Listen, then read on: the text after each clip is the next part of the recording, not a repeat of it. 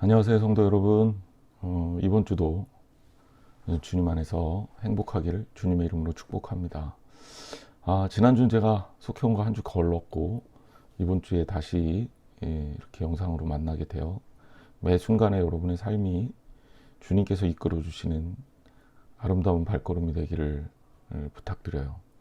벌써 12월이 됐는데, 12월이 돼서 우리가 다시 한번 우리 삶을 좀 점검할 기회를 갖잖아요. 일반적으로 우리가 좀 한 해를 보내면서 올 한 해는 어땠는지, 내년엔 또 어떻게 살 것인지, 뭐 이런 이야기들을 자연스럽게 하게 되죠. 그런 측면에서 오늘 이제 뭐 지난주 말씀과도 연관이 돼 있는 부분이지만, 오늘 우리가 좀 생각해 봐야 될 것은, 내가 지금 이 자리에 있는데 내가 이 자리에 있는 이유와 그것의 의미를 좀 생각해 봤으면 좋겠다. 이제 이런 이야기입니다. 말씀을 좀 보도록 하죠. 그 미당 서정주 씨의 시입니다. 엄밀하게 얘기하면 불교 시인으로 알려져 있죠. 불교에서 아마 인연이라는 것을 설명하기 위해 이런 시를 쓴 것 같아요. 근데 이것을 불교적 문법으로 이해하지 않고 기독교적 이해를 가지고 이 시를 봐도 충분히 우리가 이 시를 신앙적으로 느끼면서 볼 수 있어요. 이제 의도한 바는 아니겠지만, 특별히 목사 입장인 제가 이 시를 볼 때마다 느끼는 것, 그것에 대한 감상을 여러분들하고 좀 나누고 싶어서 소개하는 거죠. 한 송이 국화꽃을 피우기 위해 봄부터 소쩍새는 그렇게 울었나 보다. 한 송이 국화꽃을 피우기 위해 천둥은 먹구름 속에서 또 그렇게 울었나 보다. 이제 이렇게 들어가는 이 시에 이 한 송이 국화꽃, 우리의 삶의 지금 이 순간의 결실들이죠.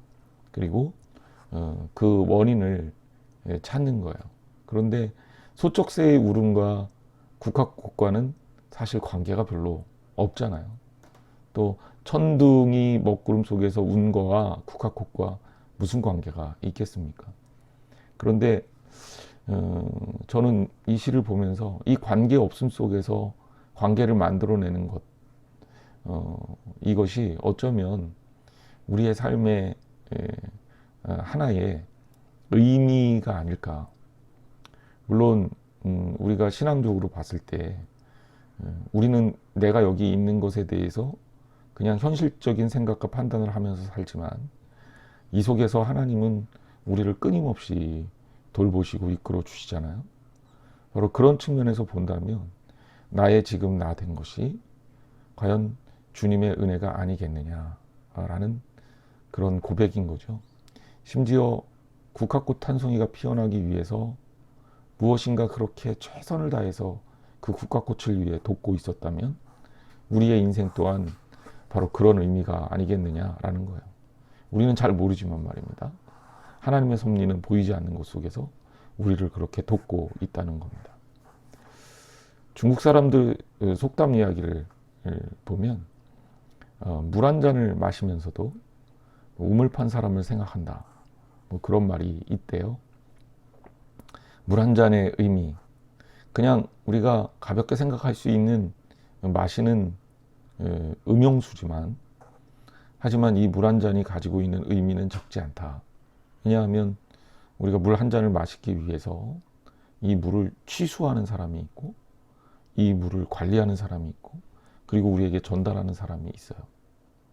그 사람만 생각해도 그냥 주어지는 게 아니죠. 그렇지만 거기에 영역을 확장해 보면 비를 내리게 하시느니, 그리고 그 맑은 물이 유지되게 하시느니, 그리고 그 물을 만들어 주시는 하나님을 생각해 보면 내가 오늘 물 한 잔을 마시는 것 자체도 얼마나 감격스럽고 감사한 일인가를 생각할 수밖에 없다는 거예요. 물 한 잔이 그냥 이 자리에 있는 게 아니라는 겁니다. 성경에 에스더의 이야기가 나옵니다. 오늘 본문 이야기이기도 하고요.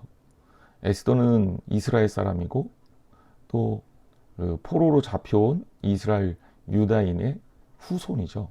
엄밀하게 얘기하면 이스라엘 민족은 바벨론이라는 나라한테 나라가 망하면서 이 뿔뿔이 흩어졌고요. 이스라엘 민족을 포로로 잡혀가는 정책을 썼어요. 그리고 예루살렘을 완전히 황폐화시켰습니다. 이게 바벨론 제국이 유대인들을 다뤘던 방식입니다.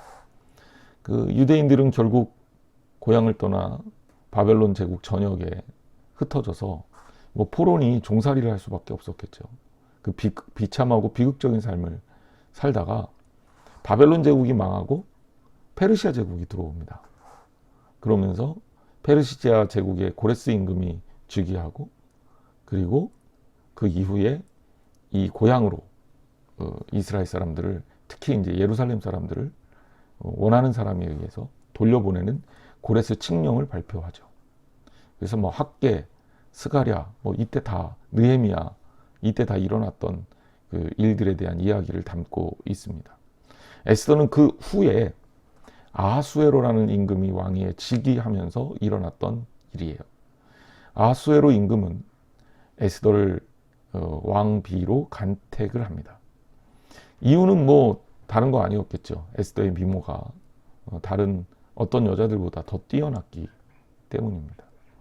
그래서 에스더는 왕비로서 그 정말 어떻게 보면 포로로 잡혀왔던 유다인의 후손이 왕비로서 이 페르시아 제국에서 살게 되는 거죠. 아마 유대인의 신분 중에는 가장 높은 신분이지 않겠습니까?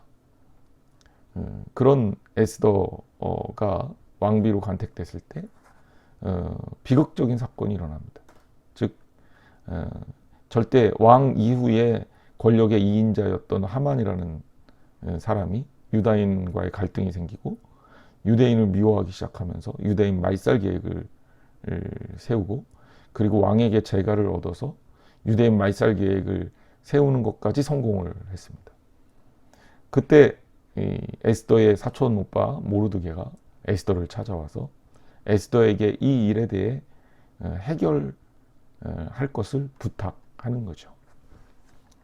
모르드게의 이야기를 좀 성경을 통해서 보면 이렇게 얘기하는 거야. 이때 내가 만일 잠잠하여 말이 없으면 유다인은 다른 데로 말미암아 노인과 구원을 얻으려니와 너와 내 아버지 집은 멸망하리라. 내가 왕후의 자리를 얻은 것이 이때를 위함이 아닌지 누가 알겠느냐. 그렇죠? 모르드게가 에스더에게 전한 말입니다. 그런데 여기에 우리의 마음에 탁 와닿는 말이 있죠. 바로 이때를 위함이 아닌지 누가 알겠느냐. 즉 이때라는 것이 이 에스더의 왕후된 이유에 대한 해석이다라는 거예요. 그것도 신앙적인 해석이라는 거예요. 하나님은 유다인을 멸망시키고 싶어 하지 않으시겠죠. 당연한 일입니다. 그럼 어떤 방법으로 하나님께서 일하실 것인가? 물론 여러 가지 방법들이 있을 수 있어요. 그래서 모르드게는 말합니다. 다른 데로 말미암아 노인과 구원을 얻을 것이다. 하지만 특별히 너에게 하나님께서 이때를 위해서 왕으로 세우신 것 아니겠느냐라는 충고, 그리고 에스더에게 행동의 요청을 원했던 거죠. 에스더는 이 말을 듣고 이렇게 대답합니다. 당신은 가서 수산에 있는 유다인을 다 모으고 나를 위하여 금식하되 밤낮 3일을 먹지도 말고 마시지도 마소서. 나도 나의 시녀와 더불어 이렇게 금식한 후에 규례를 어기고 왕에게 나아가리니 죽으면 죽으리이다. 규례를 어기겠다는 겁니다. 규례를 어기겠다는 거예요. 그리고 심지어 그것 때문에 죽으면 죽겠습니다. 왕후가 왕에게 찾아가기 힘든 구조라는 것은 우리가 전제군주 시절이라면 충분히 이해할 수 있는 부분입니다. 왕에게 부인들은 굉장히 많고, 심지어 성경을 읽어보면 에스더는 한 달 동안 왕이 찾지 않은 왕비였습니다. 물론 여러 가지 이유가 있을 수 있겠지만 그런 상황 속에서 에스더가 먼저 왕에게 나아간다는 것은 굉장한 위험 부담을 갖고 있는 거죠. 더구나 나아가서 할 이야기가 뭡니까? 왕이 이미 도장을 꽝 찍은, 왕이 제가한 그 일에 대해 뒤집어 엎어야 되는 거. 왕의 권위를 생각한다면 쉽지 않은 일이 틀림이 없죠. 그럼 그 상황 속에서 에스더는 자기의 목숨을 걸어야 되는 거예요. 그리고 에스더는 하나님 앞에 쓰임받기로 결심을 합니다. 그리고 왕에게 나아가고 결국 문제가 잘 해결이 되죠. 하만은 망하고 유다인은 모두 살게 됐고, 그리고 오히려 전세가 역전이 되는 기적 같은 일이 벌어집니다. 우리는 이 말씀을 통해서 몇 가지 좀 생각을 해봐야 돼요. 가장 중요한 질문을 여러분들에게 좀 드리고 싶어요. 내가 지금 여기에 있는 이유는 무엇인가? 많은 사람들이 누군가가 여기에 있다, 이 자리에 있다, 그리고 내가 이렇게 사는 것이다 라는 것에 대한 원인을 탐색하잖아요. 부모에게서, 또 어떤 사람은 운이 좋아서, 혹은 운이 나빠서, 혹은 내 운명이라서, 불교에서 이게 팔자라서 그런 얘기 할 수 있는 겁니다.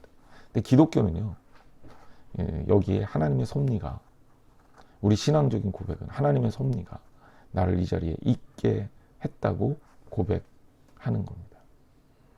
여러분이 여기에 있는 이유는 뭘까요? 그리고 하나님은 여러분에게 무엇을 원하실까요? 그냥 이 자리에 있는 것이 아니라면 하나님께서 여러분들에게 원하시는 일이 분명하게 있을 것이다, 저는 생각합니다. 그리고 신앙인이라면 하나님이 내게 원하시는 일을 결단해야 합니다. 여러분 좀 이번 주에는 이 생각을 좀 했으면 좋겠어요. 내가 이 자리에서 나는 지금 무엇을 해야 하는가? 우리들의 삶에 하나님께서 원하시는 것은 무엇인가? 제가 소명과 사명에 대한 이야기를 하잖아요. 소명은 하나님께서 우리를 불러주시는 거예요. 영어로 콜링. 그리고 사명은 그 불러주신 우리에게 맡겨주신 일이에요. 하나님의 성도, 하나님의 자녀들은 하나님께서 우리에게 불러주신 은혜, 즉 소명이 있고, 그래서 이 자리에 있고 이렇게 살게 된 것이고, 더 나아가 하나님을 위해서 우리가 해야 될 일이 있다는 거예요. 주님 안에서 그 모든 일을 믿음으로 감당할 수 있는 저와 여러분이 되시기를 주님의 이름으로 축원합니다. 여러분을 부르실 때 사무엘이 대답했듯이, 또 혹은 신앙의 선조들이 그랬듯이, 네 주여 제가 여기 있나이다, 나를 써주소서, 이렇게 고백하는 우리들이 되기를 주님의 이름으로 축원합니다.